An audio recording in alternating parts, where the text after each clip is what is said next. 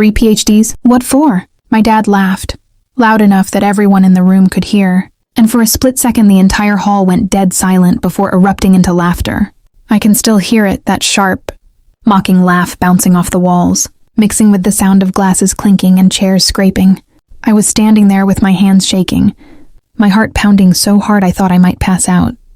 And all I could think was I really about to be humiliated like this in front of everyone I knew? I need you to tell me honestly, if your own parent did this to you, would you have walked away? Or would you have stayed and faced it? Because what happened next changed my life forever. And sometimes I still replay it in my head wondering if I handled it the right way. It didn't start that night. It started decades earlier, with my dad and his idea of success.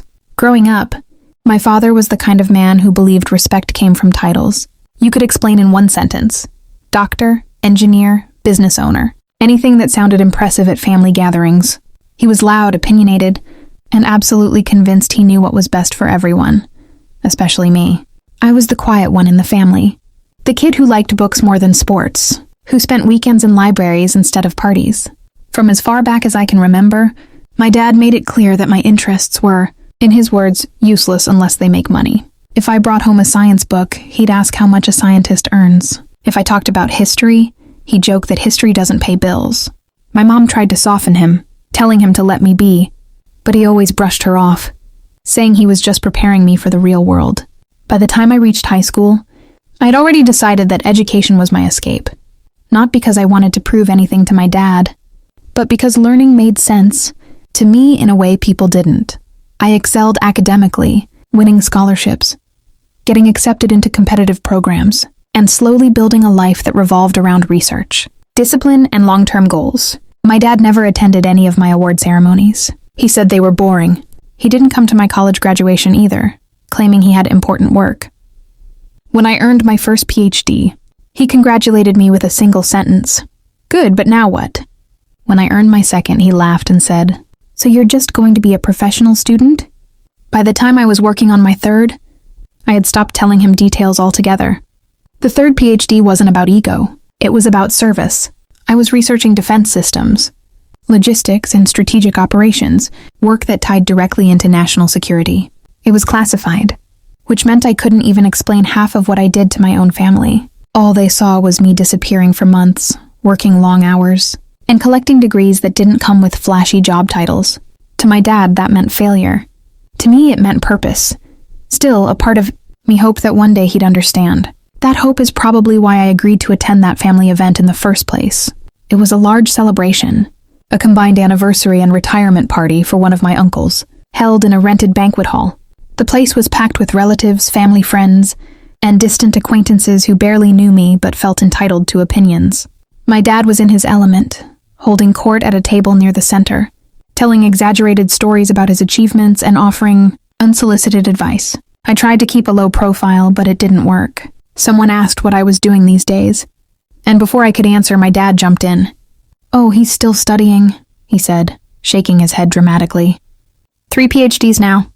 That's when someone whistled, another person chuckled, and my dad delivered the line that still burns in my memory. 3 PhDs? What for? You can't even explain what job that gets you." The laughter that followed felt like a physical blow. My face burned. I could feel eyes on me judging, amused, dismissive. I wanted to disappear. I wanted to scream. Instead, I stood there frozen, my mouth dry, my thoughts racing.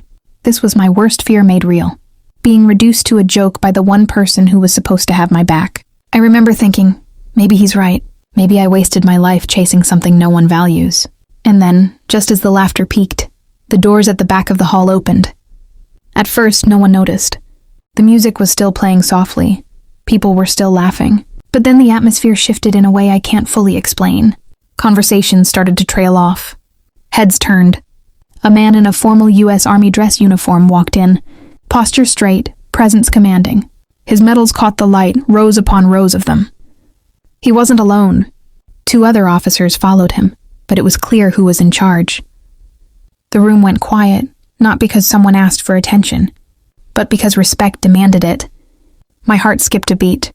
I recognized him instantly, though I had only met him a handful of times before, always in professional settings. He was a U.S. Army general, and he was there for me.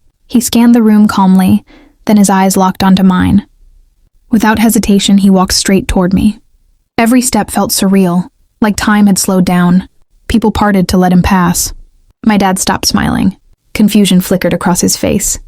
The general stopped in front of me, extended his hand and said, clearly and loudly enough for everyone to hear, "It's good to see you again, Doctor. We were wondering if you'd make it tonight." Doctor, singular, respectful, deliberate.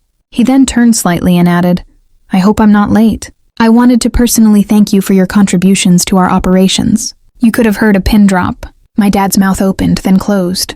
Someone near us whispered, "Did he say doctor?" The general continued, explaining in broad, non-classified terms that my work had played a critical role in improving safety and efficiency for deployed units. He talked about leadership, sacrifice, and dedication. He talked about service to country. Every word felt like a balm on a wound I didn't realize was still bleeding. I stood there, barely able to breathe, nodding along as if this was normal, while inside I was unraveling. This is the point where I want you to pause for a second. That was the situation I was in.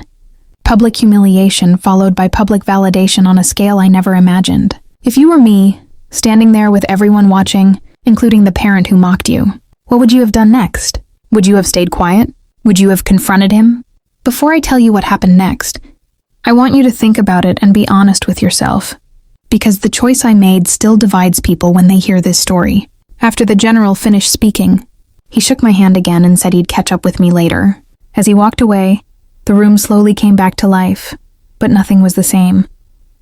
Conversations buzzed with curiosity. People looked at me differently now, with a mix of awe and embarrassment. My dad didn't say anything at first. He just stared at his drink. I could have walked away. I could have let the moment speak for itself. But years of swallowed words pressed against my chest, and I realized that if I didn't say something now, I never would. I turned to my dad and spoke calmly, quietly, but firmly. I said, "You asked what 3 PhDs were for. They were for this. For service. For impact. For something bigger than applause at a dinner table." His face flushed. He started to say something. Maybe a joke, maybe an excuse. But I cut him off, not harshly, just decisively. I told him that his laughter hurt more than he would ever know, that all I ever wanted was respect, not bragging rights. The words surprised even me. They came out steady, honest, unfiltered. For a long moment he said nothing. Then, for the first time in my life, I saw his shoulders slump. He looked older suddenly, smaller. He muttered something about not understanding my world, about being proud in his own way. It wasn't a perfect apology. It wasn't dramatic, but it was real. The rest of the evening passed in a strange blur. People congratulated me. The general and I spoke briefly again before he left, reminding me that my work mattered, even when it felt invisible. The aftermath wasn't instant healing. My relationship with my dad didn't magically transform overnight, but something shifted. He stopped mocking my education. He started asking questions, real ones. Months later, he told a neighbor, with unmistakable pride, that his child worked with the U.S. Army. No jokes, no laughter, just respect. And I realized that sometimes validation doesn't come from the people we expect. But when it does, even indirectly, it can crack open walls built over a lifetime. Looking back now, I don't think the degrees were ever the point. The point was believing in my path even when the people closest to me didn't. The general walking into that room wasn't just a dramatic moment. It was a reminder that quiet work still echoes, that purpose doesn't need applause to be real. If there's one thing I learned, it's this. Don't let someone else's limited understanding define your worth. If you were on my side in this story, like this video, if you've ever been doubted by someone you loved, subscribe for more stories like this. And seriously, share your final thoughts on this whole mess in the comments section. I read more of them than you think. I'll see you all in the next story.